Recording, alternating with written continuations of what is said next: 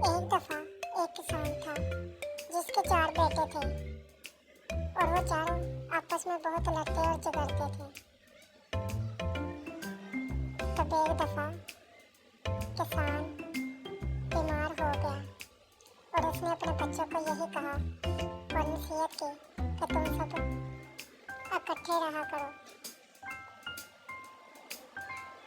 तब उसने जब वो ठीक हुआ तो अपने बच्चों को एक एक लकड़ी दी कि इसे तोड़ो। तब सब बच्चों ने आसानी से उस लकड़ी को तोड़ दिया। लेकिन जब उस किसान ने अपने बच्चों को गट्ठा दिया लकड़ियों का तो उनमें से तब वो ना तोड़ सके।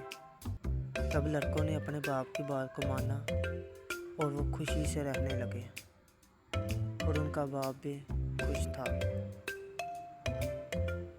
और वो आपस में बहुत प्यार और मोहब्बत से रहने लगे और उन्होंने अपनी गलतियों को मान लिया और वो अच्छे तरीके से रहने लगे। इस वीडियो को लाइक और सब्सक्राइब कीजिएगा।